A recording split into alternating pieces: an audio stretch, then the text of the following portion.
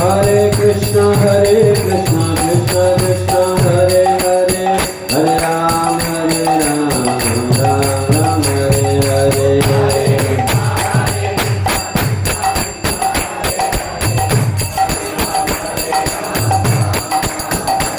जय गौरानिताय जय गौरानिताय, गौरानिताय जय गौरानिताय।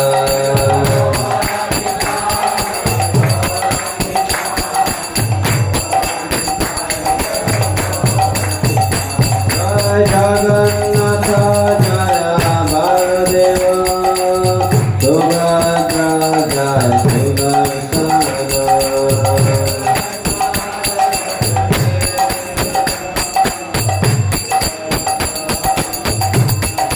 जय जय प्रभुपाद प्रभुपाद प्रभुपाद।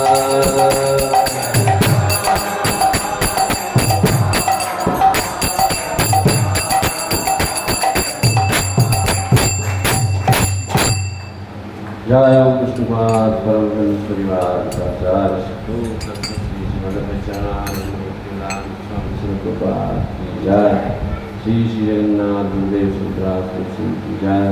गाय गौर सुंदर भगवान की जय। जगत गुरु श्री प्रभुपाद की जय। हरे कृष्ण।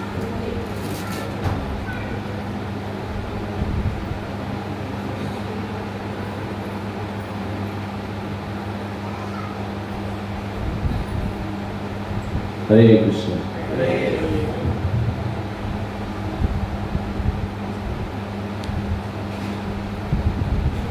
आप सभी भक्तों का बहुत बहुत स्वागत करते हैं इस रविवार प्रीति भोज कार्यक्रम में। और ये जो महीना चल रहा है विशेषकर बहुत महत्वपूर्ण है, क्योंकि इसी महीने में भगवान कृष्ण का जन्माष्टमी महोत्सव मनाया जाएगा। और अभी आपने बलराम पूर्णिमा भी मनाई होगी।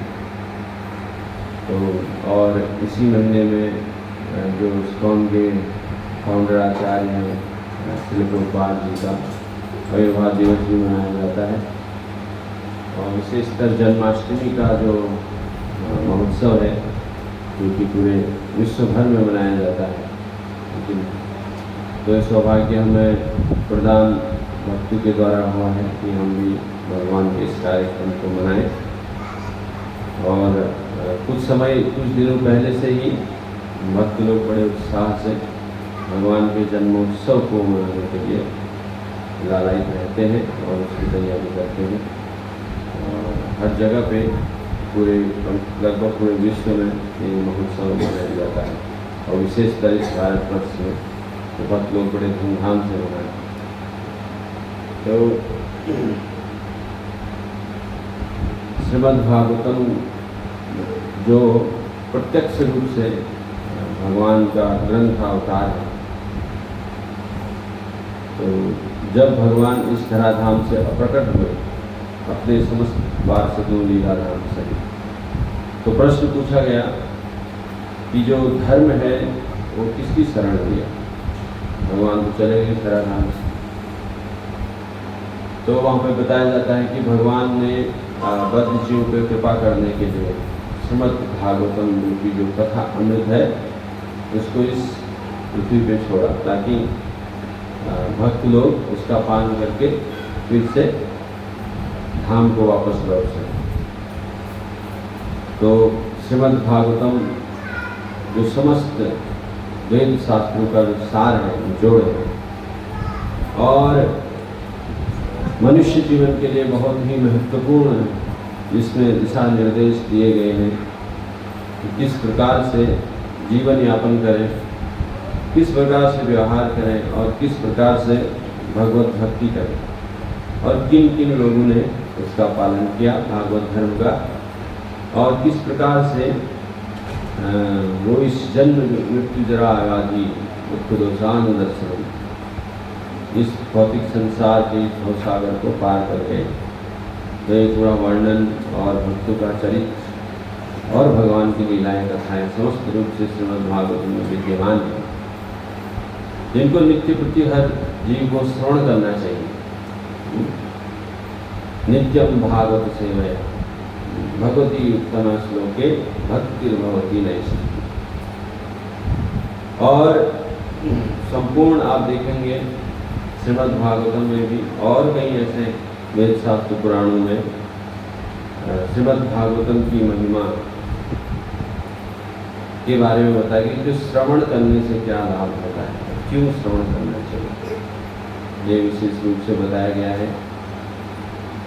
और जिस प्रकार से किसी सुप्त अवस्था में पड़े हुए जीव को, है ना, जगाया जाता है किसी विशेष कार्य के लिए, उसी प्रकार से जब हम इस श्रीमद् भागवतम की कथा का पान करते हैं तो हमारी सुप्त कृष्ण भावना में जो अवस्था है, जो हमारे जो बद्ध अवस्था है, उससे हम निकल पाते हैं और अपनी जो सुप्त कृष्ण भावना में वो जगा पाते हैं। कृष्ण प्रेम तो सबके अंदर है, सबके हृदय में विद्यमान है भगवत प्रेम, किंतु सुप्त अवस्था में। तो कैसे जागृत होता है? जब हम इन कथाओं का पान करते हैं। तब कथा अमृतम तप्त जीव, भगवान की कथाओं लीलाओं को सुनते हैं और हर एक समस्या का समाधान भी यही कथा अमृत है, किंतु ये बहुत कम समझ में आता है। तो इस संसार की कोई ऐसी समस्याएं नहीं है, कोई ऐसे कष्ट नहीं है जिनका निवारण न हो सके भगवान की लीलाओं कथाओं से। इसलिए भगवान भगवत गीता में बोले, जन्म कर्म च मे दिव्यम जो जाना तत्व त्यक्त्वा देह पुनर्जन्मम नैति मामेति स्वर्गम् ममेवांश से जीव लोके जीव भूतो सनातनम् मनसष्टानि इंद्रियाणि प्रतिष्ठानि कर्षति। पूरा जीव के बारे में बता दिए। कोई पूछ सकता है कि हमें तो अपने बारे में पता नहीं, बस इतना पता है कि हम इस परिवार में, इस शहर में इधर जन्म लिए और इसके सगे संबंधी, ये हमारा नाम है, ये इंट्रोडक्शन है, लेकिन वास्तविकता में हम है कौन? तो इसका भी उत्तर भगवान ने, ममेवान से जीव लोके जीव भूतो सनातनम्। अर्जुन पूछता है कि भगवान थोड़ा हमारे बारे में बताइए, मैं तो यही समझता हूँ कि मैं कुंती पुत्र हूँ, ये हूँ, वो हूँ, ऐसा हूँ, वैसा हूँ। तो भगवान बोले, ममेवांशो जीव लोके जीव भूतो सनातनम्। तो बड़ा आश्चर्य हो रहा है, भगवान आप बोलते हो कि मेरा अंश है और कब से है?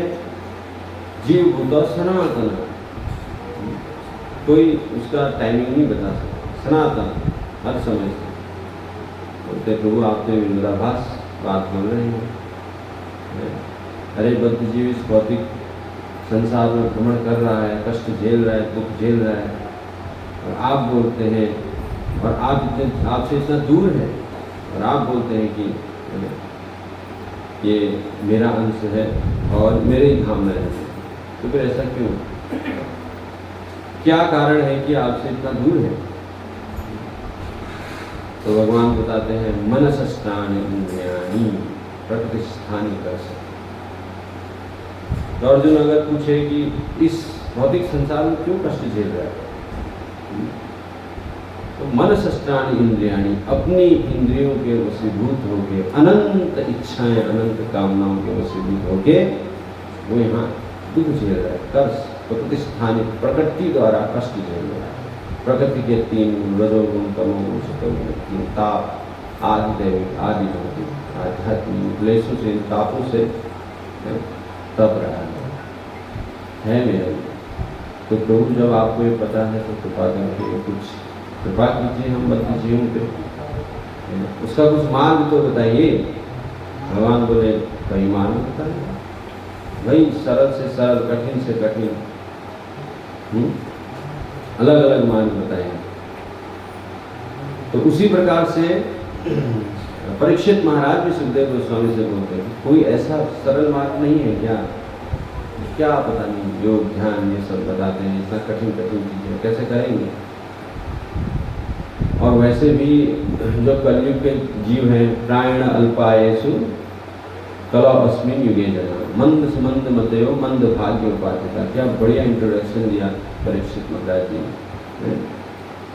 प्रायण अल्प आयुषु, बहुत ही कम लिमिट टाइमिंग है कलयुग के जीवन के पास, बहुत कम शॉर्ट टाइम।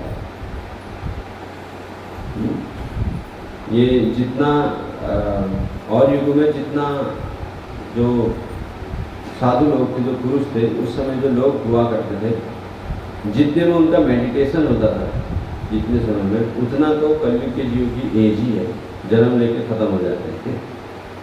जब वो एक सिटिंग में जितना बैठते थे उतना भर तो केवल कलयुग के जीव की पूरी आयु है। प्रायण अल्प आयुष, और वो भी और भी घटता जा रहा है। कलावस्मिन युगे जना। फिर उसके ऊपर एक दो क्वालिटी और बताए। क्या? मंद सुमंद मतयो। बोल देते कि थोड़ा कम बुद्धि वाला है, थोड़ा दिमाग ज़्यादा नहीं होगा ना, बोले मंद सुमंद मतयो, मतलब इतना मंद।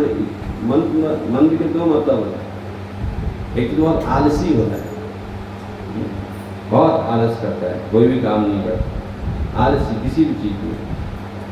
और एक मंद होता है कि बहुत धीरे धीरे, जिसकी बुद्धि इतने धीरे लगती है कि वो लगने तक तो सारा काम खराब हो जाता है। मंद सुमंद मत है, फिर सुमंद भी लगा दी।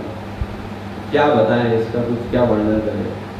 मंद सुमंद मतयो, और उसके ऊपर एक चीज और है, क्या? मंद भाग्य उपाधिता। एक तो वैसे ही इतनी कम बुद्धि है, ऊपर से फिर मंद भाग्य है, हाथ में आया हुआ चीज निकल जाती है। मेहनत करते हैं इतना, जॉब के लिए प्रिपरेशन करते हैं 10-10 साल, 6-6 साल, 4-4 साल, और इतना मेहनत करने के बाद भी कुछ हाथ नहीं लगता है। मंद भाग्य, भाग्य भी नहीं, और ऊपर से फिर उपाध्यता, उपद्रवी, उसके ऊपर से फिर उपद्रवी है। झगड़ा, कलह, क्लेश, इस यही पसंद है कलयुग में, झगड़ा करना। आप देखिए माँ के थोड़ा सा कुछ भी हो गया तो सहन करने की शक्ति जीरो, ये स्थिति है। और ये कोई ऐसा नहीं है कि कथा में आए होते तो बोलना ही पड़ता है, ये फैक्ट है, ये हम देखते हैं स्वयं आपस में ये स्थिति है। तो भाई इस स्थिति में आप कैसे उम्मीद कर सकते हैं कि आप शुद्ध भक्ति करके उस भगवान को प्रसन्न करेंगे जो कि सर्वगुण संपन्न है? कैसे प्रसन्न करेंगे? तो इसीलिए, और भगवान बड़े वात्सल्य वही है, बहुत दयालु है। वो जानते हैं कि ये सक्षम नहीं है करने में। जैसे घर में किसी पिता के अगर 3-4 पुत्र हैं, तो अगर कोई पुत्र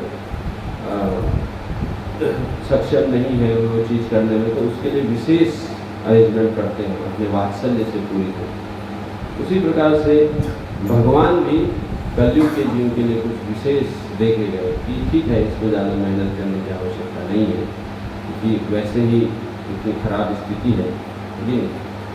तो इसलिए वो कुछ ऐसा देखे गए कि, और जब पता चला और युग के जीव को, देवताओं को, तो वो इस कलयुग के जीव को और स्वयं कलयुग को सराहना करने लगे। जो कि इतना दोष देते थे, है ना, क्रिटिसाइज करते थे, वही लोग इस कलयुग में जन्म लेने के लिए उत्साहित होने लगे। क्या था ऐसा, क्या ऐसी चीज है? तो वही श्रीमद् भागवतम में भी बताया गया, बहुत आसान तरीका। और हम देखते भी हैं प्रत्यक्ष रूप से इसका प्रभाव, भगवान की लीलाओं का, भगवान की कथाओं का प्रभाव हम लोग देखिए। तो श्रीमद् भागवतम में पहले स्कंद में अध्याय 2 में सुखदेव गोस्वामी श्रीमद् भागवतम के गुणों का बखान करते हैं। और आप देखिए परीक्षित महाराज के पास ज़्यादा समय नहीं था, हमको तो पता भी नहीं कि कितना समय है, हम अनुमान लगाते हैं, लेकिन उनको तो पता था कि केवल 7 दिन बचे। तो भाई 7 दिन में शुद्ध भक्ति प्राप्त करके आपको भगवत धाम जाना है। वैसे तो ऑलरेडी वो उतने सक्षम थे, विष्णु द्वारा रक्षा किए भगवान के भक्त, लेकिन जनमानस के लिए, जनमानस को बताने के लिए, दिखाने के लिए अपना आचरण प्रकट किया जनमानस को दिखाने के लिए कि भगवान की केवल कथाओं को सुनने में कितनी शक्ति है, मनुष्य इस भौतिक संसार के भवसागर से पार हो सकता है। तो ये भगवान के लीलाओं में शक्ति है भगवान की। इसलिए चैतन्य महाप्रभु बोलते हैं कि नाम नाम कार्य बहुधा निज सर्वशक्ति तत्रा पिता नियमित स्मरणेन काल। नाम नाम कार्य, भगवान के नाम और भगवान में कोई भेद नहीं है। जितनी शक्ति भगवान में है उतना शक्ति उनके नामों में भी है। और कभी कभी तो बोलते हैं कि हरि से बड़ा हरि का नाम है। आप देखिए इन लीलाओं में आप देखेंगे कि जब ब्रजवासियों पे संकट आता था, पूतना तृणावत इन सबका वध किया भगवान ने, तो वो लोग तो समझ नहीं पाते थे कि भगवान ने किया है। वो यही समझते थे कि ये जो दुष्ट कर्मी लोग हैं अपने ही कर्म से मारे गए। तो वो भगवान की रक्षा के लिए भगवान का नाम जपते थे। भगवान स्वस्ति वाचन करते थे, भगवान को गंगा जल से स्पर्श कराते, गाय से स्पर्श कराते और भगवान का नाम लेके ओम वासुदेवाय नमो, नारायणाय नमो, माधवाय नमो। तो भगवान की रक्षा भगवान के नाम से करते ये ब्रजवासी का। इसलिए भगवान से भी बड़ा भगवान का नाम है ना। भगवान तो है ही दयालु। अहो बकीयम स्तन काल जिंगा से पाय जब भगवान इतने दयालु हैं कि हम अनुमान भी नहीं लगा सकते। हम सोच ही नहीं सकते हैं कि भगवान किस स्थिति में कैसी कृपा करें। देखिए हम जिस प्रकार से सेवा करेंगे, लेकिन भगवान उसको किस तरह से ग्रहण कर रहे हैं और किस तरह से हमें वापस देंगे ये कोई नहीं जानता, कोई भी नहीं। क्यों? क्योंकि भगवान का एक स्वभाव है, बहुत आवश्यक है भगवान के स्वभाव को जानना, तभी तो उनसे प्रेम मैत्री स्थापित हो सकता है। जब हम किसी व्यक्ति से मित्रता करते हैं तो उनके गुण से आकर्षित होते हैं और गहरी मित्रता हो, बस यही है। अब देखिए हम कथा तो सुनते हैं लेकिन इसमें जान नहीं पाते कि असली भाव क्या है। भगवान, आप सुदामा की कथा में सुनते हैं कि सुदामा जी भगवान के लिए जो भी भेंट लेके गए थे, जितना भी उनकी सक्षमता थी उससे ऊपर लेके गए, तो लोग इस चीज़ को समझ नहीं पाते तो उसका विपरीत अर्थ निकालते। किंतु जो उनके शुद्ध भक्त हैं, हमारे आचार्यों की टीकाएँ हैं, उसमें प्रत्यक्ष रूप से भगवान के मनोभाव को बताते हैं। इसलिए उनको मनोभीष्टम बोलते हैं, जो भगवान के मन की बातों को जानते हैं। श्री चैतन्य मनोभीष्टम स्थापितम ये है ना। तो जब भगवान के पास सुदामा जी आए और वहाँ रह के गए तो उसी प्रकार से भगवान ने उनको विदाई, कुछ भी नहीं, न कुछ बोले। यहाँ तक कि भगवान ये भी नहीं बोले कि भाई तुमको कुछ कमी है क्या घर में, कुछ दूं क्या, कुछ हेल्प करूँ करना, कुछ नहीं बोले।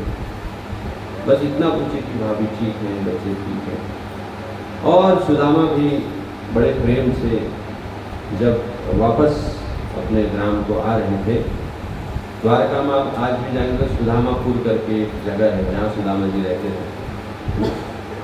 तो वहाँ पे आए और रास्ते में सुदामा जी इतने आनंद में थे, इतने आनंद में थे, उन्हें हर समय भगवान का वो मुखमंडल और भगवान के साथ बात करना, एक साथ खाना, एक साथ कंधे पे कंधा रखना, ये सब याद आ रहा था। उनको ये नहीं लग रहा था कि अरे यार मुझे तो कुछ मिला ही नहीं, मुझे तो हो गए। वो और जो कृतज्ञ महसूस करते कि बहुत अच्छा हुआ कि भगवान ने मुझे कुछ नहीं दिया। क्यों? क्योंकि सबसे बड़ा धन तो मेरे पास है, कृष्ण प्रेम धन। अगर कुछ देंगे तो क्या पता उसमें मेरी आसक्ति हो जाए। इसलिए मेरा इष्ट जानते हैं, इसलिए मुझे कुछ नहीं दिए। बहुत धन्य है, बहुत धन्यवाद कृष्ण को देने के बाद। और कृष्ण कुछ क्यों नहीं बोले कि सुदामा मैंने तुमको ये दे दिया है करके? क्यों? क्योंकि भगवान को लज्जा आ रही है, इस चीज़ की लज्जा आ रही है। जब सुदामा जी ने वो भेंट दिया तो भगवान ये समझे कि मैं इस भेंट को स्वीकार कर तो लिया, किंतु ये व्यक्ति अपनी क्षमता से ऊपर मेरे लिए कुछ चीज़ लेके आया है। और भगवान बहुत सोचे, बोले कि मैं क्या दूं, जबकि समस्त ब्रह्मांड तो भगवान का ही है। लक्ष्मी सहस्त्र शत संभ्रम सेव्य मानव है। सहस्त्रों लक्ष्मियाँ जो लाइन में खड़ी रहती है भगवान की सेवा करने, लक्ष्मियाँ, है ना, तो एक लक्ष्मी की बात करते हैं, गौलोक में तो सहस्त्रों लक्ष्मियाँ खड़ी रहती हैं। तो जो लक्ष्मीपति हैं वो सोच रहे हैं कि मैं क्या इसको दूँ, उनको कुछ ऐसा चीज़ नहीं लगा देने। वो सुदामा के प्रेम के सामने कोई पूरे ब्रह्मांड में ऐसी चीज़ दिखी ही नहीं कि मैं इसको देके ये जो लेके आया भेंट उसको वापस दूँ।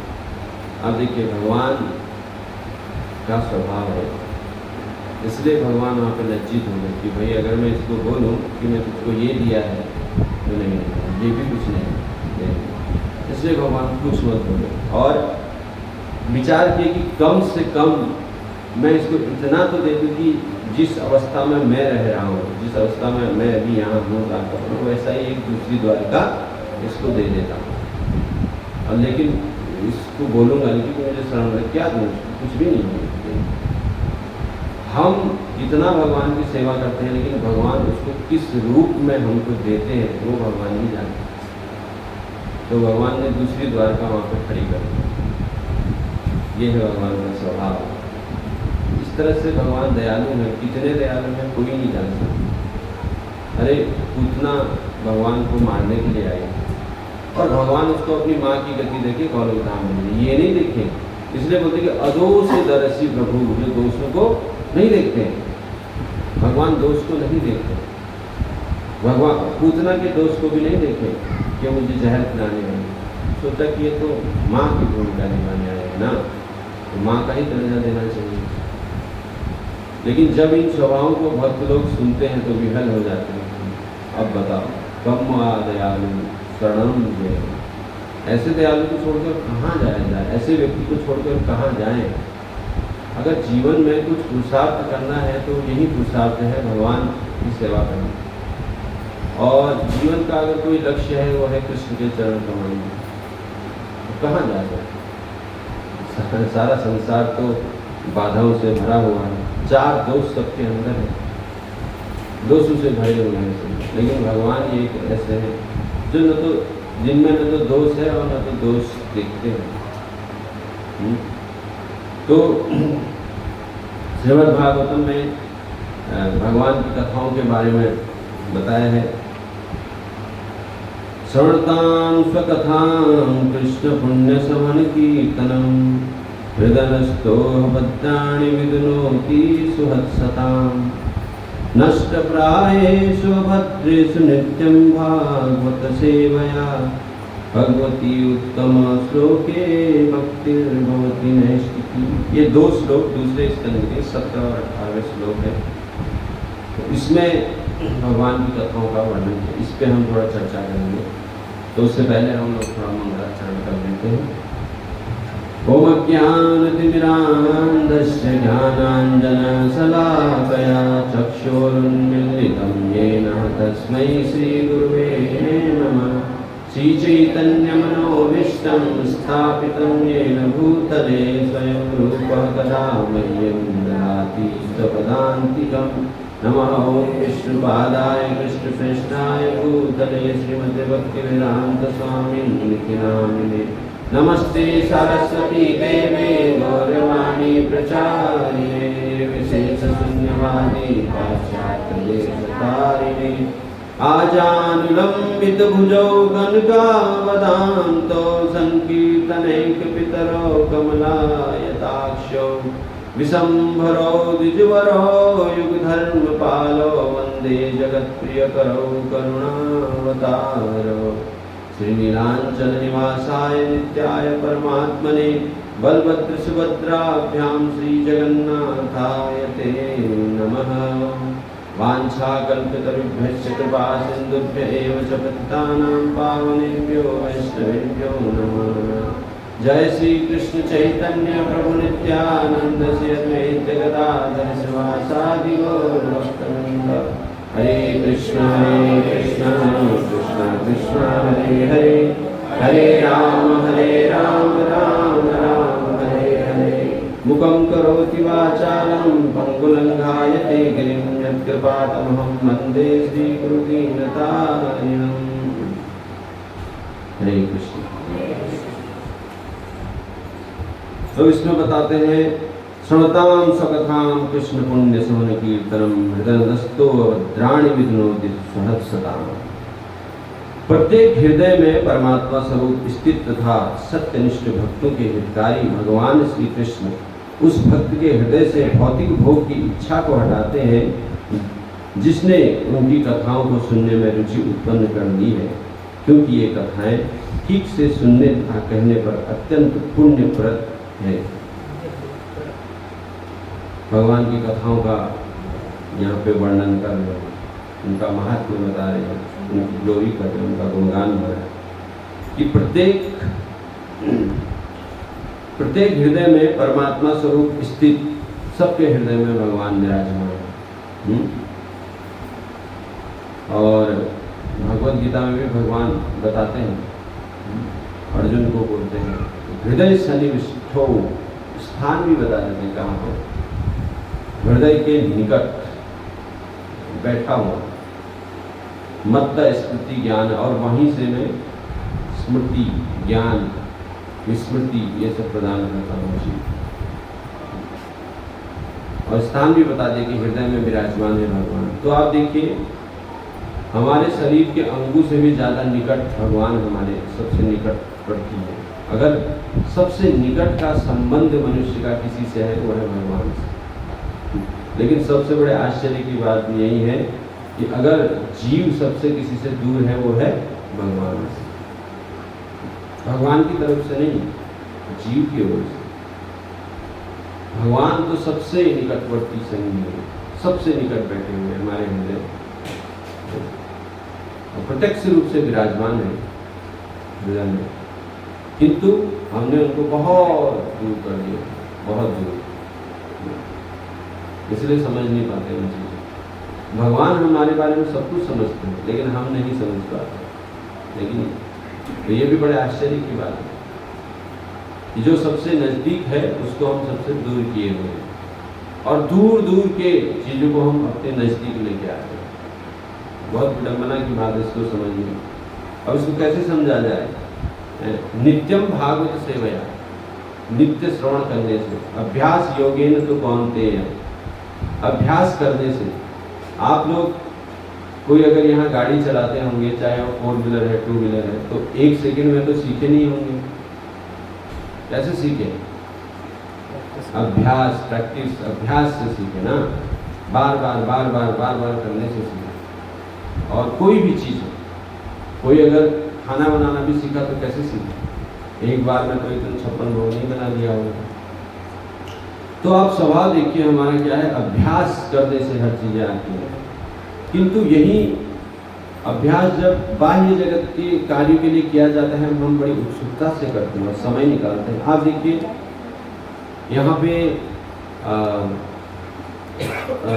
आज अब इस टाइम पे बहुत सारे ऐसे जिम सेंटर खुले हैं, योगा सेंटर खुले हैं, जिसमें हम बिना कुछ मिस किए अलग से समय निकाल के नित्य प्रति वहाँ जाते हैं। क्या करने के लिए? मेहनत करने के लिए। जिम में क्या होता है?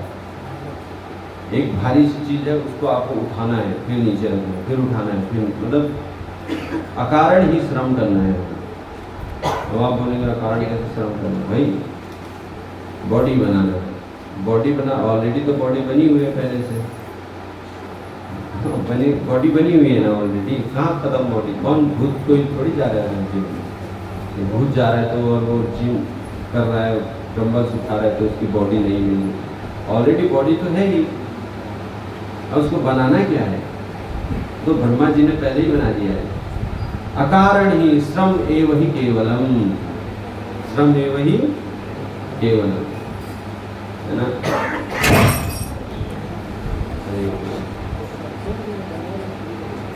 तो उसमें क्या है? श्रम एव ही केवलम।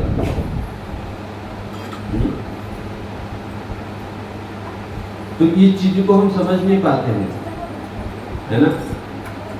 आप लोग थोड़ा इस साइड आ सकते, बच्चे लोग आप इधर आ जाइए, बहुत जगह है, इस साइड आ जाइए सब लोग। ओके, आप लोग थोड़ा इधर आ सकते हैं, जगह वहाँ।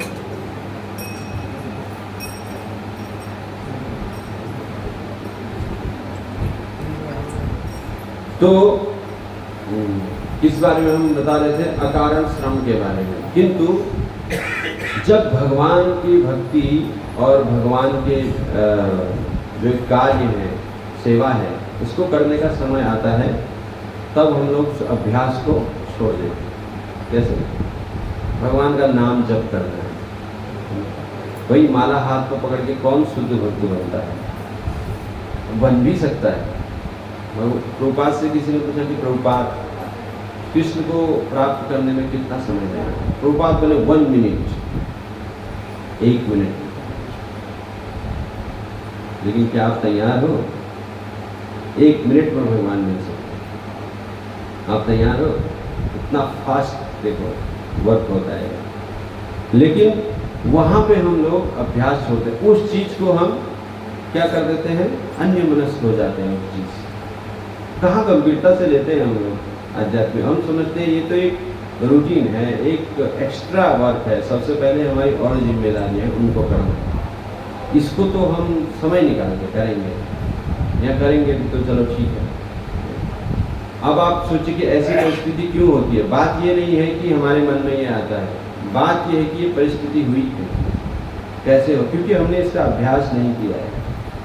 इसका अभ्यास तो हम लोग ये नहीं। तो भगवान बोलते हैं अर्जुन से, अर्जुन अभ्यास करना पड़ेगा, अभ्यास योग्य नहीं, अभ्यास से हो गए। तो इसीलिए अभ्यास क्या है? ठीक है हमारा मन नहीं लग रहा है, हमको उसको करना है, लेकिन बार बार उसको करते रहना। जिस प्रकार से आप स्कूटी से गिर जाते हैं, कितनी बार चोट लग जाती है, लेकिन फिर छोड़ते, फिर भी नहीं छोड़ते, हमको चलाना है। और एक दिन आप लोग मार्केट में भीड़ में 60 की स्पीड से चलते हैं। कब हुआ ये? अभ्यास से हुआ। तो उसी प्रकार से अगर हम इस आध्यात्मिक कार्य को अभ्यास इसमें करेंगे, चाहे मन लगे ना लगे, प्रॉब्लम्स तो देखो हर जगह आती है। भौतिक जगत में है, माया का जगत है, तो दिक्कतें तो परेशानियाँ तो आएंगी। और सबसे ज़्यादा परेशानी हमारा शरीर और हमारा मन ही हमको देता है। बाह्य का व्यक्ति नहीं, मन और शरीर ही देता है। इंद्रियां हैं, इंद्रियों से ऊपर मन है, मन से ऊपर बुद्धि है और बुद्धि से ऊपर आत्मा है।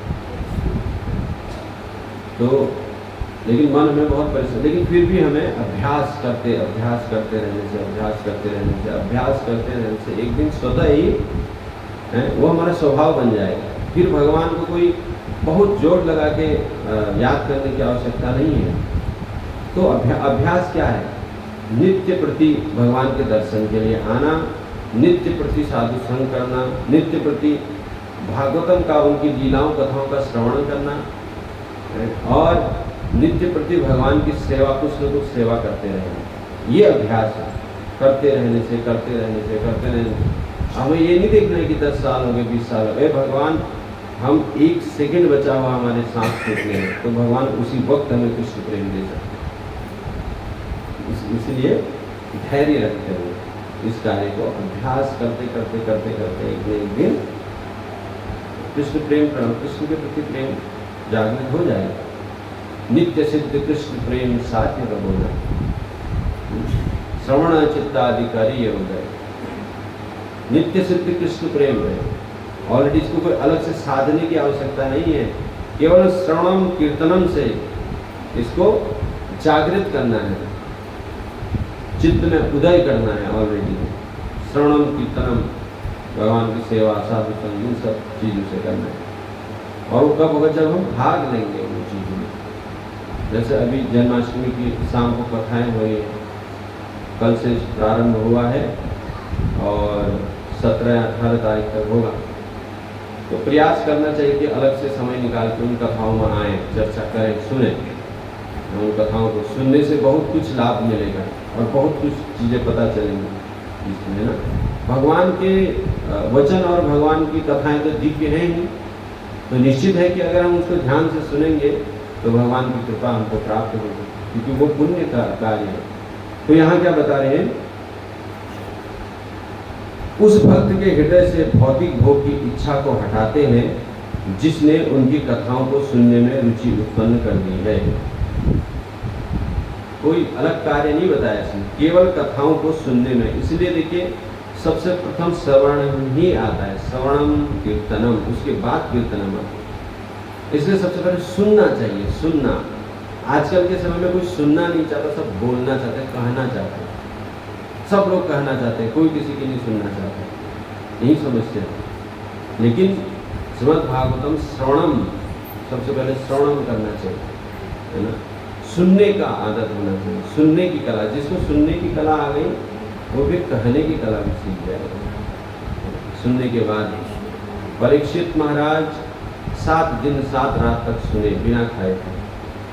सुखदेव गोस्वामी बीच में बोलते थे उनको, भाई कुछ खा लो पी लो। बोलते थे नहीं, ये जो भगवान की कथाओं का अमृत का जो मैं पान कर रहा हूँ, इससे बड़ा और क्या चीज़ हो सकती है। इसलिए सुनिए, सुनना बहुत आवश्यक है, अति आवश्यक है। सारी समस्याओं का समाधान ही है कि भगवान की कथाओं को सुना जाए, भगवान के नाम को सुना जाए, उनके नाम को जपा जाए। सारी समस्याओं का समाधान है। हम लोग इधर उधर फिरते हैं, कभी इसके पास कभी उसके पास, और पूछते हजार, जितने भी लोग आए उतनी बार पूछते हैं क्या समस्या है, क्या समस्या। लेकिन बार बार बताया जाता है कि ये करिए, भगवान के नामों का जप करिए, भगवान की कथा सुनिए, फिर भी वही हमारा प्रश्न। लेकिन अगर इसमें बताते हैं, देखिए क्या बता रहे हैं, जिसने उनकी कथाओं को सुनने में रुचि उत्पन्न कर ली है। रुचि उत्पन्न करना, रुचि का मतलब क्या होता है? रुचि का मतलब होता है कि अब उसके बिना रहा नहीं जाता है ना। रुचि का मतलब इतना अच्छा लग रहा है वो सुनने में कि बार बार वही याद आता है, स्मरण आता है उस चीज़ में। जैसे हमारी रुचि है मोबाइल देखने में, सुबह हमारी आँख खुलती है तो सबसे पहले सामने देखा जाता है कि मैसेज किसका आया है व्हाट्सएप। इतनी रुचि होती है, स्मरण आता है। कभी अगर मान लीजिए हम कहीं जा रहे हैं, मोबाइल छूट गया घर, तो तुरंत याद आता है मेरा तो मोबाइल भूल गया, तो क्या करना है, वापस लेने जाना है। तो ये क्या है, उसके प्रति रुचि है, उस वस्तु के प्रति रुचि है, इसलिए बार बार स्मरण में आ जाता है, याद आ जाता है। और आप देखिए, अगर जैसे मान लीजिए हम कुछ खाना बना रहे हो या रूप टॉप पे हो और मोबाइल यहाँ बज रहा हो, किसी को आवाज़ सुनाई देती, लेकिन हमको हमारे मोबाइल की आवाज़ जरूर सुनाई देती है, देखो बज रहे। ये देखिए कितनी रुचि है, लेकिन ऊपर भी उसकी आवाज़, अरे मोबाइल आप कौन है, क्या किसी का नीचे बज रहा है, सुनाई नहीं देता तुम लोगों को। उस रूम में खड़े हुए व्यक्ति को चाहे सुनाई दे या नहीं सुनाई दे, हमको सुनते हैं। क्यों? पूरी चेतना है उसमें। इसी प्रकार से मान लीजिए अगर कृष्णमयी चेतना हो गई, हर समय कृष्ण का स्मरण आ रहा है, तो कितने सौभाग्य की बात है। लेकिन वो कैसे होगा? बार बार सुनने से, बार बार भगवान का दर्शन करने से, कुछ सेवा करने से। और अब तो इतना सरल चैतन्य महाप्रभु ने हमको ये चीज़ें दी है, कितना सरल दिया है। इसलिए चैतन्य महाप्रभु बोलते हैं, नाम नाम कार्य बहुधा निज सर्वशक्ति तत्रापिता नियमित स्मरणेन काला एतादसी तव कृपा भगवन् ममापि दुर्दैव मीत स्नेहा जनिनानुरागः। प्रभु आपने अपनी सारी शक्तियाँ एकत्रित करके इस नाम में दिया, और नाम हमको दिया है। अगर इन नामों का हम श्रवणम कीर्तनम करते हैं तो सारी समस्याओं से समाधान हो जाएगा। लेकिन दुर्दैव मीत स्नेहा जनिनानुरागः, इस नामों में मेरा अनुराग नहीं हो पा रहा है। इतना गुण सुनने के बाद भी ये मेरा दुर्दैव है, दुर्भाग्य है। बड़ा आश्चर्य है। तो केवल और क्या है, न नियमित स्मरणे न कालः, कोई नियम नहीं बनाया आपने इसको जपने में। कोई भी जप सकता है, किसी भी प्रकार से जप सकता है। इतना सरल होने के बाद भी मुझे इसमें रुचि नहीं हो पा रही। भगवान ऐसा बोलते हैं, हमारी कंडीशन को भगवान बोलते हैं, है ना, फिर भी रुचि नहीं हो पा रही।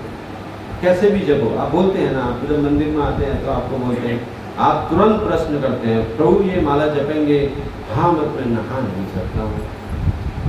अपनी कंडीशन पहले लेके आ जाते हैं। कोई बात नहीं, आप ऐसी इसको जपो, क्योंकि नाम अपने आप में शुद्ध है। नाम तो अपने आप में बहुत शक्तिशाली है, तो आप इसको करिए, धीरे धीरे ये सारे अवरोधों का नाश कर देंगे। ये बताते हैं भक्त लोग। उसमें भी फिर हम कंडीशन लग रहे कितनी माला जपना पड़ेगा भाई, एक ही जपो, एक ही जपो, शुरुआत तो करो, ठीक है। कब जपना पड़ेगा भाई? सुबह से शाम तक 24 घंटे हैं, कभी भी जप लो, अच्छा ठीक है ना। तो इतनी कंडीशन लगा के इतनी, तब हम जाके फिर उस नाम को ग्रहण करते हैं भाई। भगवान बोलते हैं ये यथा माम प्रपद्य, वो उनको फिर बुलाइएगा कभी देख लीजिए लास्ट। ये यथा माम प्रपद्यन्ते ताम तथैव भजाम्यहम्। भगवान जब जीव की कंडीशन देके बोले मैं भी एक रूप लगाऊंगा भाई, अब देखो इतना चीज दे रहा हूँ, बहाने मारे जा रहा है। भगवान फिर बोल दिए, अर्जुन बोल देना सबको, ये यथा माम प्रपद्यन्ते ताम तथैव भजाम्यहम्। इतने प्रश्न करता है उनके सीधे, क्या करना चाहिए, कैसा करना चाहिए, जो जैसे मुझे भजेगा अब मैं उसको वैसे ही कर दूंगा। ये कंडीशन लगा, तुम अगर 1% दोगे तो मैं भी तुमको उतना ही दूंगा। तो आप बोलेंगे अरे प्रभु अभी तो बोल रहे थे कि भगवान जब देते हैं तो अपनी तरफ से, वो कोई नहीं समझ पाता सुदामा को कि तो यहाँ पे कंडीशन क्यों लगा दिया, है ना, प्रश्न उठ सकता है। तो ये भगवान बोले ये था माम प्रपद्यन्ते। तो यहाँ पे इसका बहुत और भी अर्थ है कि जिस भाव से कोई, है ना, उसका भाव क्या है ये भी तो देखेंगे ना। अब पता लगा कि सुदामा जैसा शरणागत है और कोई कुछ भी नहीं करना चाहता है ना, बस मेरा तो भाव है, क्या माला जपेंगे, क्या दसूँ, 24 आवर 24 घंटे में मन में बोलता रहता हूँ, जपता रहता हूँ मन में। कैसे ये जो सांस चल रही है ये भगवान का नाम क्यों ले रहा हूँ मैं इसमें। ऐसे मूर्खों के लिए भगवान बोले ये था माम प्रपद्यन्ते ताम तथैव। प्रभु चलो थोड़ा वृंदावन जाके आते हैं, थोड़ा भजन करेंगे और करेंगे। हाँ चलेंगे, जरूर चलेंगे, वो लोग जब भगवान की इच्छा होगी तब चलेंगे। होते होते 10 साल 20 साल होते, अरे चलो प्रभु अब तो चलो प्रभु, अरे चलेंगे जरूर चलेंगे, भगवान की इच्छा होगी, महाराज का इच्छा होगी। इसमें एक कथा आती है कि एक बार एक गांव में बहुत तेज बाढ़ आ गई, सारा गांव डूबने वाला था। एक व्यक्ति रहता था जो बहुत बड़ा भक्त था, अपने आप को भक्त मानता था बहुत बड़ा, तो गांव डूबने लग गया, हाहाकार मच गया। तो रक्षा दल आए, कुछ लोग नाव लेके, कुछ ये लेके, और मकान सब डूबते जा रहे थे। वो बेचारा छत में चला, पहले वो नीचे था तो सब बोले चलो चलो चलो भागो यहाँ से, बाढ़ आने वाले हैं। बोला भाई मेरी रक्षा तो भगवान करेंगे, है ना, मैं तो भगवान मेरी रक्षा करेंगे, भगवान आएंगे मुझे बचाएंगे, मुझे पूर्ण विश्वास है। बोले ठीक है। उसके बाद घर डूबने लगे, वो ऊपर चला गया 2nd फ्लोर पे।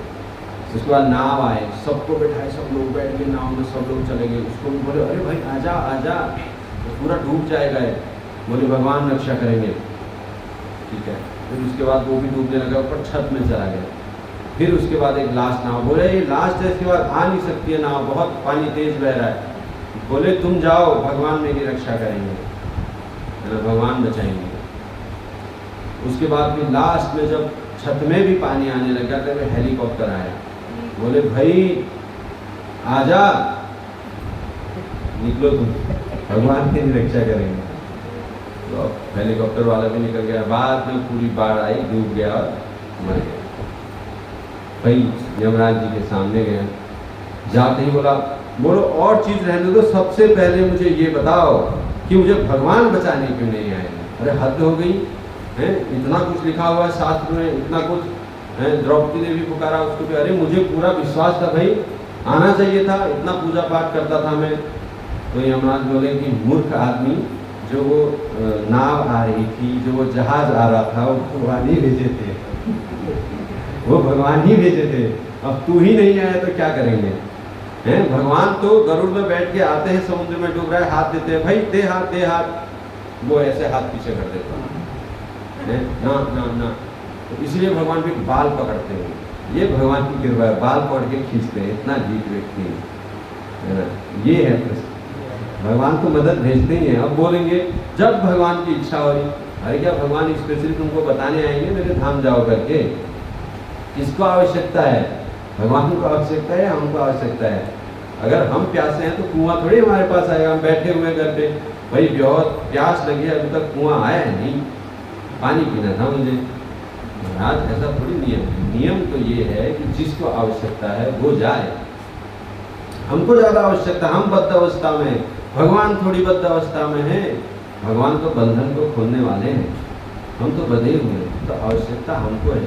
तो इतना भी ढीठ नहीं होना चाहिए है ना कि कुछ करने को बोले हाँ भाव बहुत है हमारा, जब भगवान की इच्छा हो। ये सब फालतू के है ना तर्क भी करते हैं। जब हमें मौका मिल जाए उसी क्षण हमें भगवान की भक्ति में लगना चाहिए, उसी क्षण हमें भगवान की सेवा में लग जाना चाहिए। कोई इच्छा नहीं, हर समय भगवान की इच्छा रहती है। भगवान थोड़ी चाहते हैं, कोई माँ बाप थोड़ी चाहेंगे कि उसका बच्चा कष्ट पानी में डूब रहा है तो जब ये डूबेगा नीचे पूरा सर तक डूब जाएगा तभी मैं इसको निकालूंगा। अरे उसका पैर फिसलता नहीं कि उसको पहले पकड़ लेते।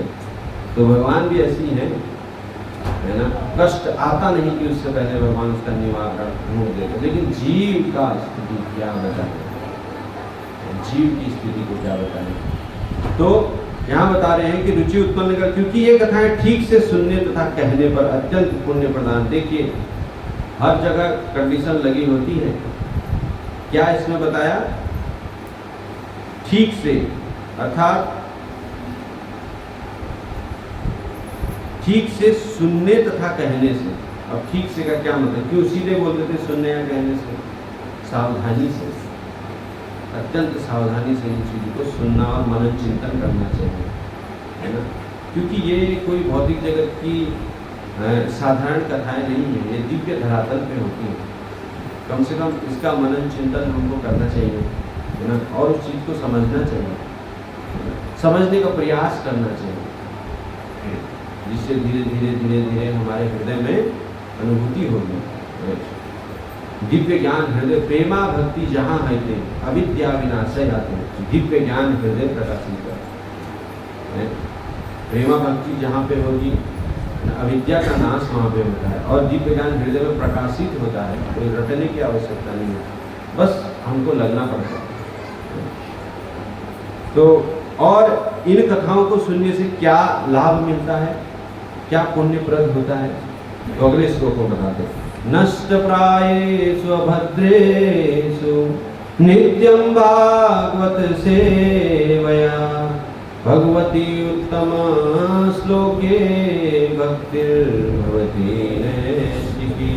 नष्ट प्रायेषु अभद्रेषु, अभद्र का नाश होता है। नष्ट प्रायेषु अभद्रेषु, तो यहाँ श्रील प्रभुपाद सीधे लिखते हैं भागवत की कक्षाओं में नियमित उपस्थित रहने तथा शुद्ध भक्त की सेवा करने से हृदय के सारे दुख लगभग पूर्णतः विनिष्ट हो जाते हैं, और उन पुण्य श्लोक भगवान में अटल प्रेमा भक्ति स्थापित हो जाती है, जिनकी प्रशंसा दिव्य गीतों से की गई है।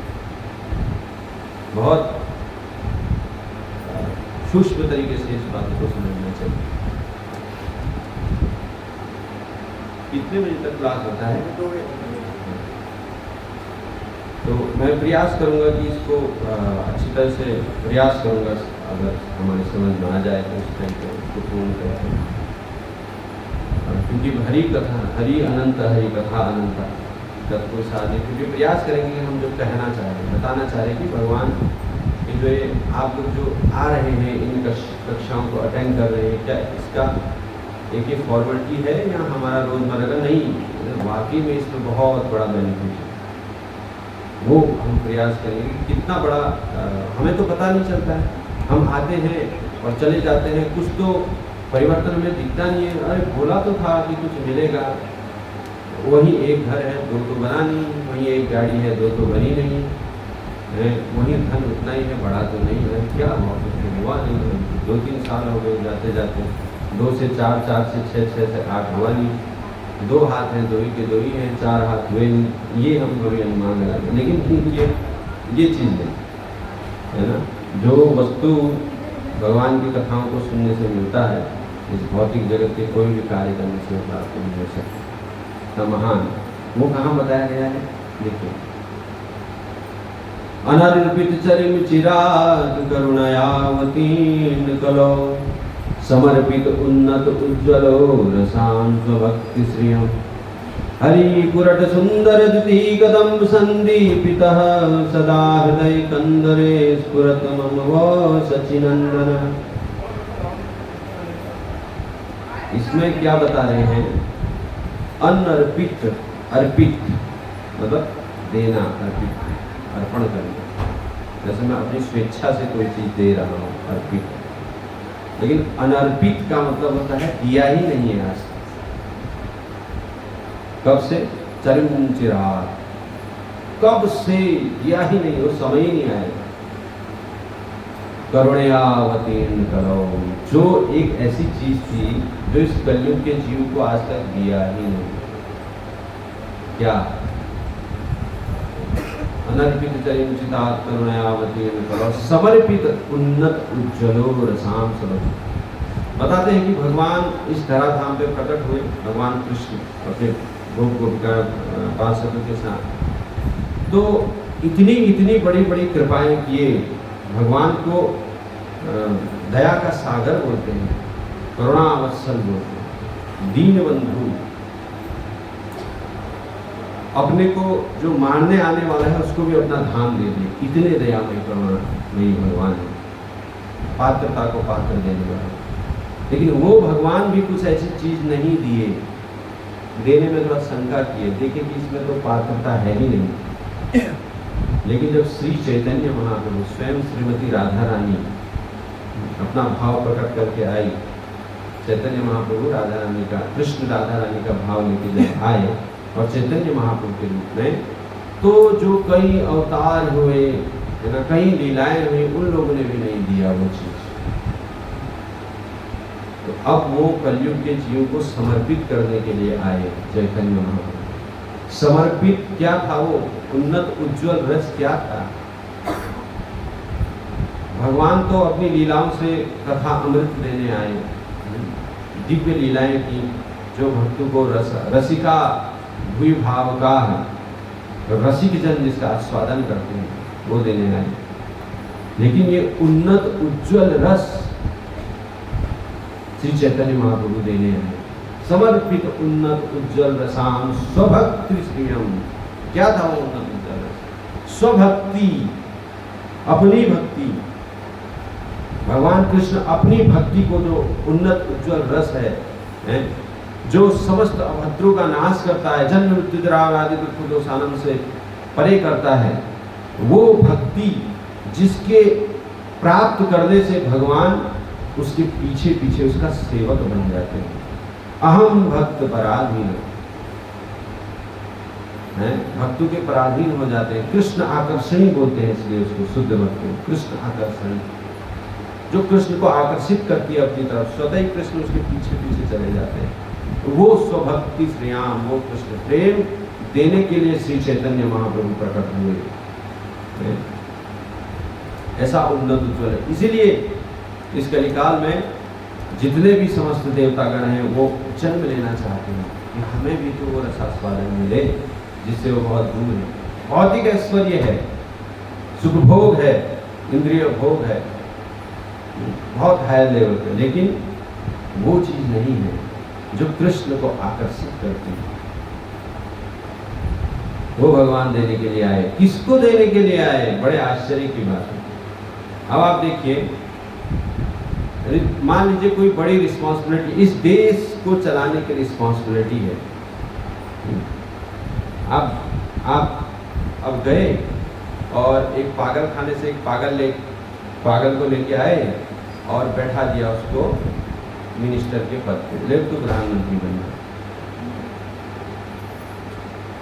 पागल खाने से का व्यक्ति जो पागल है, उसकी कोई क्वालिटी है देश चलाने को? क्या करेगा? चला तो क्या देगा, खत्म पहले कर देगा। और चीज क्या दिया जा रहा है? क्या चीज दिया जा रहा है? हायर चीज है ना, प्रधानमंत्री का पोस्ट है, चीज क्या है, पावर क्या है, और हायर लेवल की है। लेकिन दिया किसको जा रहा है? दिया जा रहा है अयोग्य व्यक्ति को। विरोधाभास हुआ नहीं हुआ? जो बुद्धिमान लोग हैं, नियम के हिसाब से जो बुद्धिमान लोग हैं, जिनके हृदय में वो क्वालिटी है, उसको वो पद पोस्ट दिया जाता है। जैसे IAS लोग बनते हैं, और मूर्ख को तो नहीं दिया जाएगा वो पोस्ट, पता लगा उपद्रव ही कर दिया। तो उसी प्रकार से, लेकिन यहाँ पे आप देखिए क्या विरोधाभास है। जो आपने पढ़ा होगा कि सत्ययुग, द्वापर युग, त्रेता युग, या इससे भी पहले एक से एक पर्सनालिटी आए, महाविद्वान, महाज्ञानी, महान गुण वाले लोग। सत्ययुग के लोगों के बारे में अगर आप पढ़ेंगे तो कितने बुद्धिमान होते थे वो लोग, कितने शुद्ध रहते थे, उनको तक नहीं दिए।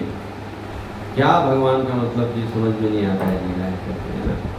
तो वो हायर चीज देने के लिए किसको आए, जिनकी क्वालिटी मैंने अभी स्टार्टिंग में आपको बताई। अरे भाई वो पागल थोड़ी उस पोस्ट को संभाल पाएगा। तो भगवान कैसे उम्मीद कर लिए कि कलयुग के बद्ध जीव उन्नत उज्जवल रस को ग्रहण कर पाएंगे? लेकिन फिर भी भगवान दिए उसको। यही तो भगवान का गुण है। मैंने बोला ना आपको कि अगर कोई पुत्र ऐसा है तो पिता अलग से उसकी सहायता करता है, उसको वो चीज़ देता है बिना मेहनत के। और अच्छे खासे जो पुत्र हैं, पढ़े लिखे, उनको बोलेगा जाओ जॉब करो, अपना कमाओ। और जो ज़्यादा पढ़ा लिखा नहीं है और कुछ मेहनत नहीं करता, उससे बोलेंगे बेटा तू घर ही बैठे है, मैं करूँगा। ठीक उसी प्रकार भगवान भी कलयुग के इन बद्ध जीव को उन्नत उज्ज्वल रस ऐसे ही दे दिए, ये ले बेटा नकली। तो जिस प्रकार से कोई महंगा खिलौना लेके आते हैं, पिताजी बच्चे को देते हैं, और दूसरे दिन देखते हैं कि एक पार्ट उधर पड़ा होता है, एक पार्ट उधर पड़ा होता है, एक पार्ट उधर पड़ा होता है। तो ठीक उसी प्रकार भगवान भी कलयुग के जीव को अपनी भक्ति प्रदान करते हैं। जब भक्ति प्रदान करते हैं तो उसका क्या हाल करके हम वापस देते हैं? क्या हाल करके हम वापस देते हैं? भगवान क्या माला हाथ में आई नहीं कि सो जाएगी, और बहुत सारी ऐसी चीज़ें हैं। तो ये हम उनको वापस करके देते हैं। क्यों ऐसे लोगों को? लेकिन जो इसको ग्रहण करता है, फिर भी भगवान देते हैं, वात्सल्य है। लेकिन जो इसको ग्रहण करता है और इसका पालन करता है, तो इसी जीवन में इतना कम समय में ही वो भगवान की भक्ति को प्राप्त कर लेता है। आप देखिए, एक से एक महान भक्त हुए इस कलयुग में।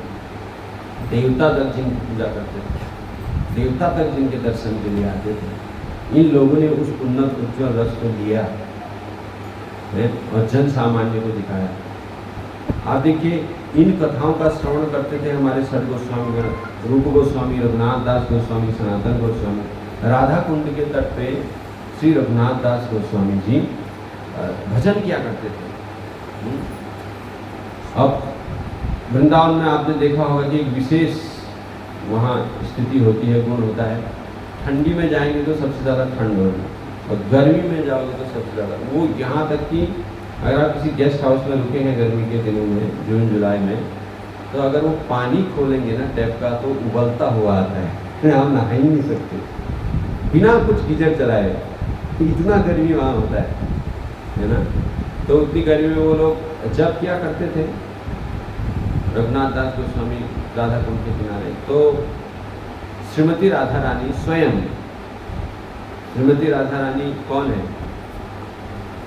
कृष्ण परम भगवान, उनको भी वश में करने वाली, उनको भी मोहित करने वाली श्रीमती राधा रानी, जिसका स्थान सबसे ऊंचा है, जिसके चरणों को सनक सनातन आदि गुणगान करते हैं।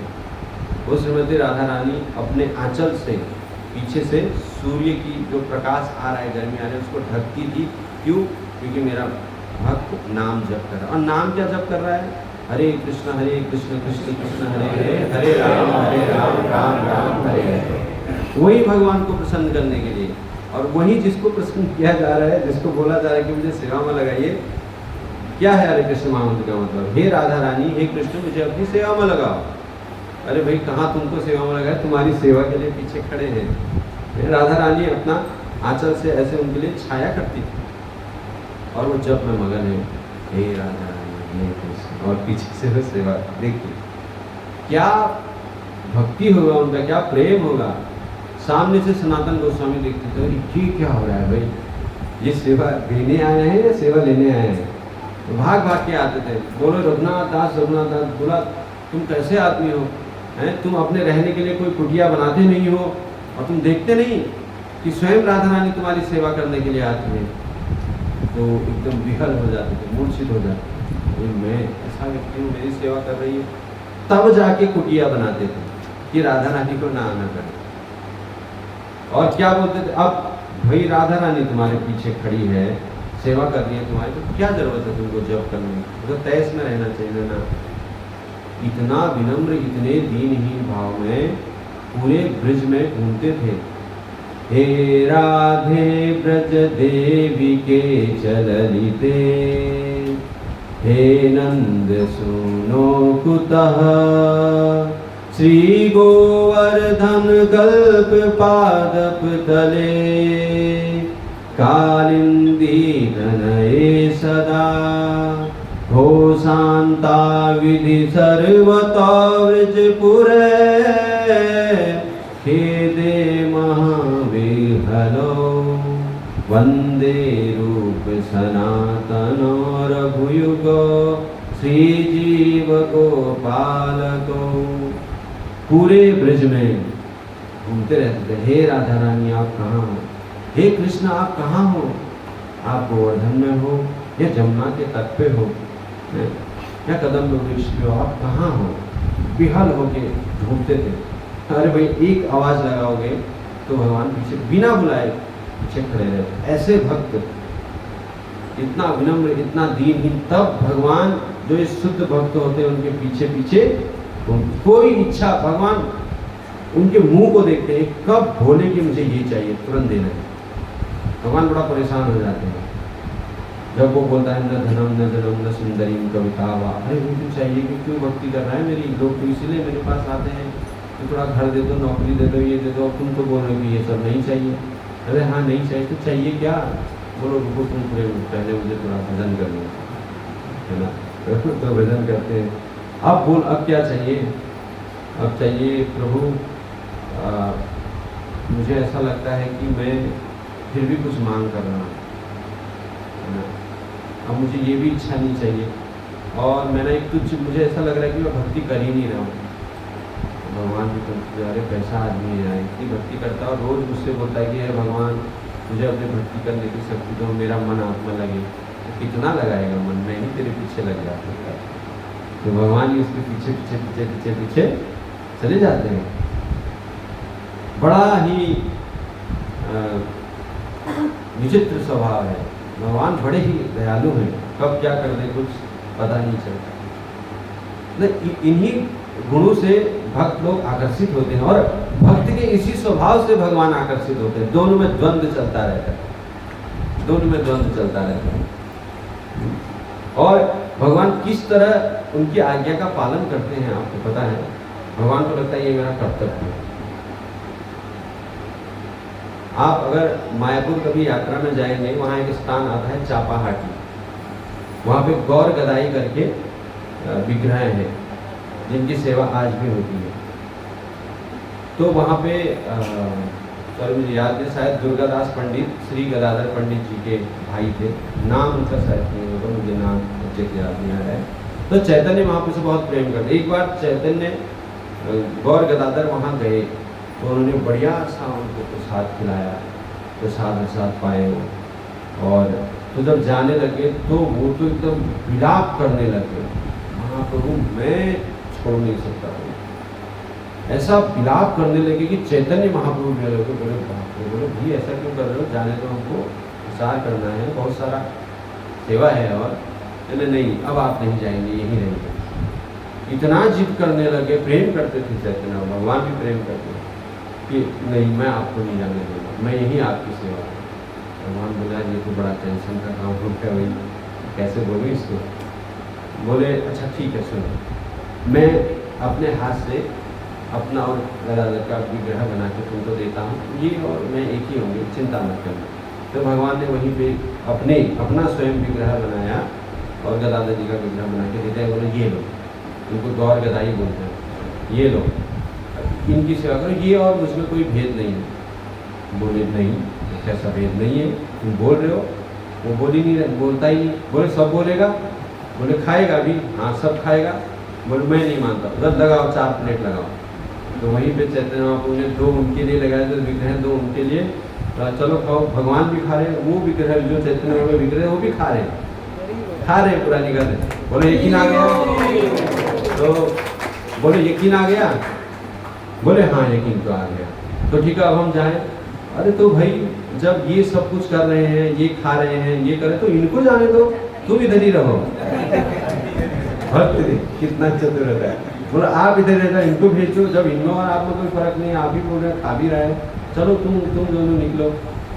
तो भगवान बोले यार थोड़ा चतुर है। बोले ठीक है मैं ही रह जाता हूँ। तो भगवान वहाँ रुके, वो दोनों चलने लग गए। अब वो सेम वैसे ही दिखते थे चैतन्य वो। तो गोविंदास पंडित बोले रुको रुको रुको, तुम जो जा रहे हो ना तुम इधर रुक जाओ, ये इनको जाने दो। फिर वो बोले ठीक है। अब भगवान और विग्रह में तो कोई फर्क होता नहीं है, भगवान चाहे तो अब वो चलने लग गए और जो विग्रह थे वो रुक गए, वो चलने लग गए। तो अब गदाधर वो थोड़ा कंफ्यूज हो गए। बोले यार दोनों कुछ है, चारों तो एक जैसी हैं, है ना। तो आप देखिए ये भगवान का भाव है ना, भगवान का भाव। तब फिर जाके वहाँ पे आज भी आप उन विग्रहों के दर्शन कर सकते हैं, दोनों में कोई अंतर नहीं। भगवान प्रत्यक्ष से दिखाए कि मुझे वहाँ विग्रह में अंतर नहीं है। हृदय चैतन्य थे शायद, मुझे लगता है विग्रह में। तो आज भी वो मंदिर है। तो इस तरह से आप भगवान देखिए, है ना। ये है भगवान का स्वभाव और भक्त पराधीन। और ये है भक्त और भगवान का जो संबंध होता है ना। भक्त तो चतुर होता ही है ना। तो हमेशा भगवान हारना पसंद करते हैं अपने भक्त के साथ। तो लेकिन ये संबंध होता कब है ना। जैसे आप देखिए एक लड़का और लड़की में विवाह होता है, अरेंज मैरिज जिसको बोलते हैं। तो ऐसा थोड़ी है कि वो घर में आए नहीं कि उसको पूरा ज्ञाता हो गया कि इसको क्या चाहिए, क्या पसंद चाहिए, क्या करना। धीरे धीरे जब सेवा करते रहते हैं, एक दूसरे के गुणों को देखते हैं, तो आपस में प्रेम संबंध स्थापित होता है? तो इसी प्रकार से और जब सुनते हैं एक दूसरे के गुणों के बारे में, जैसे घर में कभी बोलते हैं अरे ये ऐसा था बचपन में, ये करता था, सुनने से। तो उसी प्रकार से जब हम भगवान की इन कथाओं को सुनते हैं, भगवान के बारे में सुनते हैं, है ना, तो तब जाके भी भगवान से प्रेम, ऑलरेडी प्रेम कहीं से आता नहीं है, वो तो हमारे हृदय पटल में है ही भगवान के लिए। बस उसको जागृत करना पड़ता है। जैसे कभी कभी आपने देखा किसको भूत लग जाता है, तो मूर्छित होता तो मंत्र से उसको जगाते हैं, है ना, मंत्र से उसको उसी प्रकार से ये हरे कृष्ण महामंत्र भी है जो हमारे सुप्त कृष्ण प्रेम को जगाता है ना। तो यहाँ पे क्या बता रहे, भागवतम की कक्षाओं में नियमित उपस्थित रहने तथा शुद्ध भक्ति की सेवा करने से हृदय के सारे दुख लगभग पूर्ण तक खत्म हो जाते हैं। दुख हृदय में होता है ना, इसलिए वही स्थान भी बता रहे हैं कि हृदय के सारे दुख लगभग खत्म हो गए। समझ हम बोलते हैं भाई कैसे दुखों से छुटकारा मिले, क्या मिले, और सिंपल सी बात है, भागवतम की कक्षा में आ जाओ, है ना, सारे दुख दूर हो जाएंगे। एक जम्मू की एक घटना है, एक बहुत बड़े सेठ वहाँ रहा करते थे, तो उनकी एक बहुत बड़ा बिजनेस फैला था, लेकिन एक उनको बहुत बड़ी समस्या थी, उनको नींद नहीं आती थी। बेचारे बड़े परेशान, रात को गोली खाते थे उससे भी नींद। तो उससे क्या हुआ, उनको और भी बहुत सारी समस्याएं होने लगी नींद ना आने से, पूरा डिस्टर्ब होता था, बिजनेस भी सही नहीं कर पाते थे, घर में भी व्यवहार चिड़चिड़ा व्यवहार हो जाता, बड़ा परेशान थे कि नींद नहीं आती है। बिजनेस का इतना पैसा था उनके पास भी, अब किस कारण से नहीं आते वही जाने। तो एक बार उनके मित्र के वहाँ कथा हो रही थी, तो वो भी गए, तो सुने, तो उसमें महाराज बता रहे थे कि सारी समस्याओं का समाधान है भगवान की कथा सुनना और नाम जप करना। जब लास्ट में प्रश्नोत्तरी होती है तो उनको तो समस्या थी सब, महाराज ने किसी का कोई प्रश्न है तो उन्होंने हाथ, महाराज मेरी एक समस्या है, मैं चाहता हूँ, बोले महाराज मुझे नींद नहीं आती है। तो उन्होंने तो सीरियसली बोला था, तो महाराज ऐसी मजाक में बोल दिया, ओम नमो भगवते वासुदेव में आ जाना। वो समझे नहीं क्या बोले। ओम नमो भगवते वासुदेव पता है ना, 2 मंत्र हैं हमारे उसमें। एक ओम नमो भगवते वासुदेव सुलाने का, और जगाने का है महाप्रसादे गोविंदे, ये जगाने का है। और सुलाने का है ओम नमो भगवते वासुदेव। बोलते ही व्यक्ति एकदम बढ़िया से फर्स्ट क्लास सो जाता है, ये बोलते हैं मजाक में। तो महाराज की हंसी में ऐसी बोल दिए, वो क्या बताते हैं उसको, नींद नहीं आ रही है तो ओम नमो भगवते वासुदेव में आ जाना सुबह 8 बजे। अब भाई वो तो सीरियस ही समझा, और बात भी सही है, संत के मुंह से जो निकल जाए भगवान की कृपा से प्रदत्त है। तो उसने पता होता क्या कि जून से थोड़ा दूरी पे ही था उनका घर। सुबह 8 बजे पहुंच गए, यहाँ की वहाँ क्लास हो गई, सब बैठे हुए हैं बहुत सारा। वो भी एक खंबे के पास बैठ गए। जून में आपने देखा होगा इस तरह मंदिर बहुत पिल्लर है वहाँ, तो वो भी बैठ गए वहाँ। बैठे तो कथा प्रारंभ हुई। तो बाद में जब कथा समाप्त हो गई, सब लोग प्रसाद भी पा लिए। प्रसाद पाने के बाद एक भक्त की नज़र पड़ी, फिर मंदिर में आते हैं ना वापस हम लोग, कि खंबे के पास एक व्यक्ति सोया हुआ है, एकदम गहरी निद्रा में सोया हुआ है। तो बोले कि ये कौन है भाई? तो उनको उठाया, अरे प्रभु जी थोड़ा उठिए। तो वो अचानक से उठते ही एकदम बोले, क्या स्वामी जी, क्या महाराज जी, इतने सालों बाद बढ़िया नींद आई थी, आपने वो भी जगा दी। अरे तो अब भक्त चतुर होते, वो तुरंत बोले, अच्छा आप सोने के लिए थे? अरे प्रभु जी इससे बढ़िया और मैं सुलाने के लिए आपको मंत्र देता हूँ, आइए मेरे साथ। तो बोले माला पकड़िए, इससे तो और बढ़िया नींद आएगी।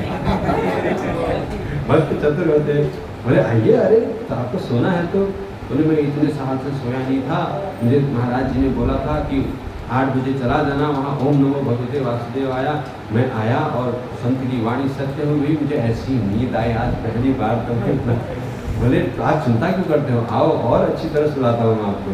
तो उनको माला जी बोले हरे कृष्ण कीजिएगा, आप देखिए क्या नींद आती। वो तो खैर सब व्यंग में हो रहा था, भक्त लोग तो किसी प्रकार से उसको कृष्ण भावना में लाना चाहते। वाकई में उसके कुछ समय बाद फिर तो मंदिर के भक्त बन गए और 16 माला पे आ गए और उनकी दीक्षा भी हो गई। तो इस घटना से फिर वो और अब फिर खुद दूसरों को प्रचार करते थे। तो ये घटना को बार बार बोलते हुए हंसते थे कि मेरे साथ ये घटना हुई थी। बाकी में भगवान की भक्ति उन्होंने देखी तो वो भी देखी, हाँ चमत्कार तो है। मतलब एक व्यंग कथा देखिए, आप देखिए कोई भी छोटी से छोटी समस्याएं हैं, है ना, तो भगवान की कथाओं को सुनने से लाभ मिलता, चाहे मजाक में ही क्यों न कहेंगे, है ना। तो देखिए ये प्रभाव होता है भगवान की कथाओं का नित्य श्रवण करने से, तो लगभग पूर्ण हो जाते हैं। उन पुण्य श्लोक भगवान में अटल प्रेमा भक्ति स्थापित हो जाती है, जिसकी प्रशंसा दिव्य गीतों से की जाती है। और भगवान में अटल प्रेमा भक्ति, अटल, फिर उसको आप टाल नहीं सकते। ये जो शब्द है ना कि अटल प्रेमा भक्ति और रुचि, ये सब चीज़ें हैं, रुचि उत्पन्न होना, है ना, ये एक स्टेजेज है, यहाँ तक हमको पहुँचना पड़ता है। 9 स्टेज बताए गए हैं भक्ति के, और 9 तरीके बताए गए हैं, है ना। तो प्रहलाद महाराज ने भी बताए हैं, 9 स्तर बताए गए हैं भक्ति के। श्रवण हम कैसे स्टार्ट होते हैं और कहाँ तक किस चीज़ को करने से हम पहुँचते हैं, वो फिर एक अलग संदर्भ है। तो यहाँ पे बताया कि भगवान में अटल प्रेमा भक्ति स्थापित हो जाती है। अटल मतलब, अटल का मतलब क्या होता है?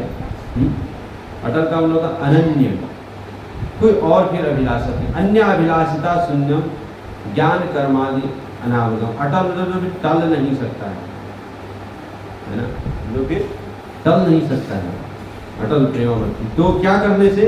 इन कक्षाओं को, इन कथाओं को सुनने से, प्रत्यक्ष रूप से तो हमको ये करना चाहिए। बाकी फिर और चीज़ें हम कब हम ये करेंगे, हम संकल्प लेते हैं गोवर्धन की इतनी परिक्रमा करेंगे, ऐसे पहले जो प्रत्यक्ष हमारे पास है जिनको हम कर सकते हैं वो करना चाहिए, है कि नहीं।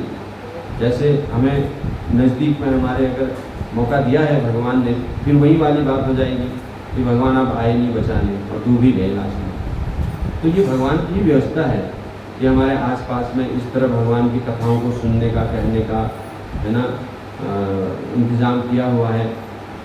और अभी जन्माष्टमी मनाई जाएगी। तो ये तो सब याद दिलाने के लिए है, अगर कोई भूला भटका हुआ है स्मरण दिलाने के लिए, है ना।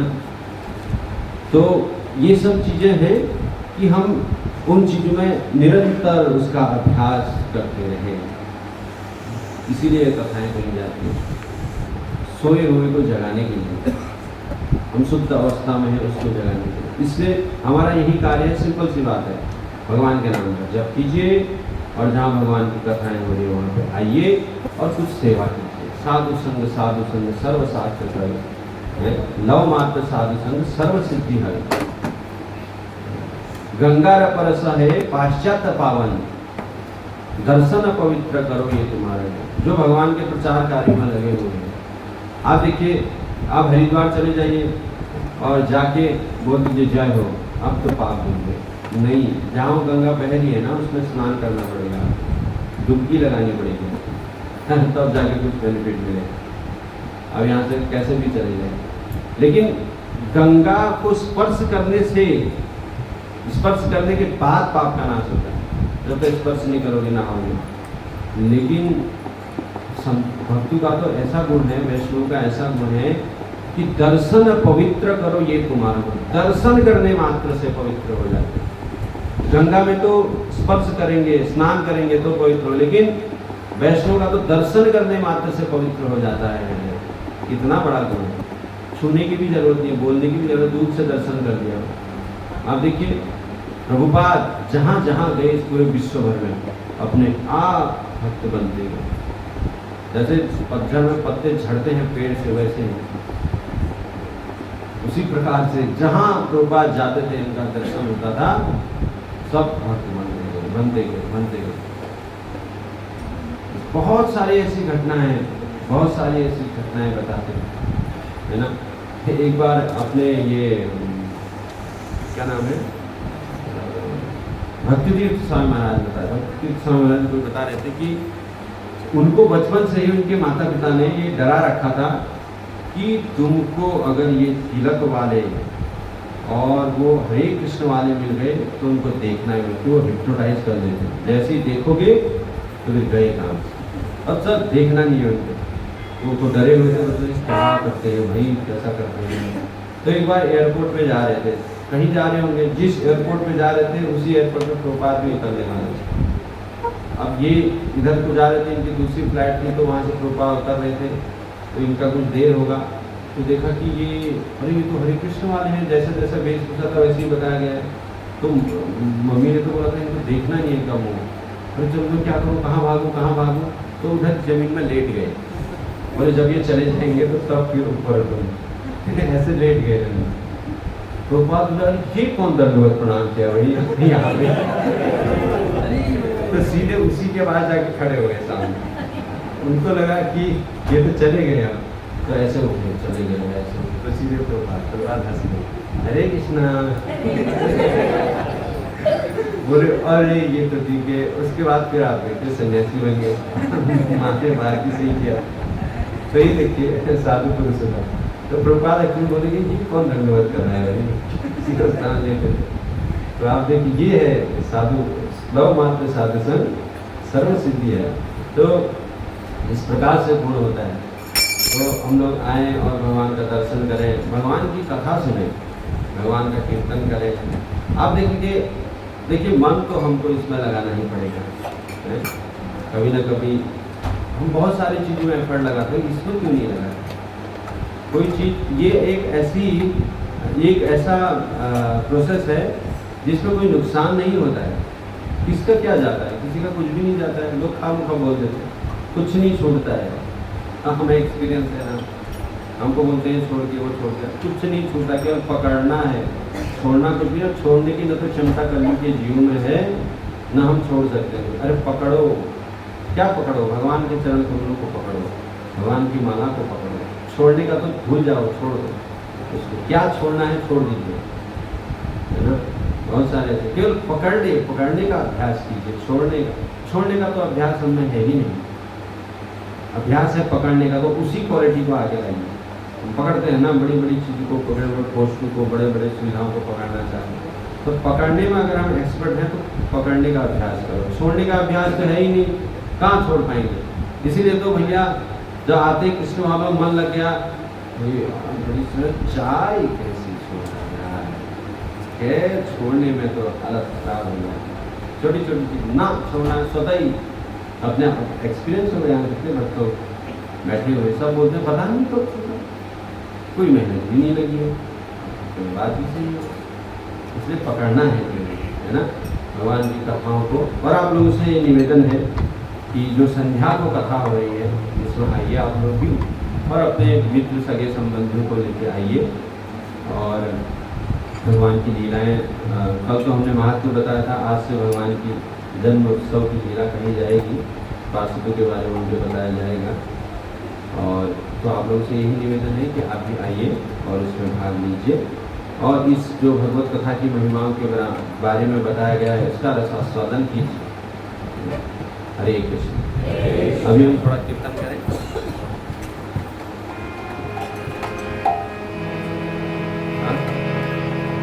तो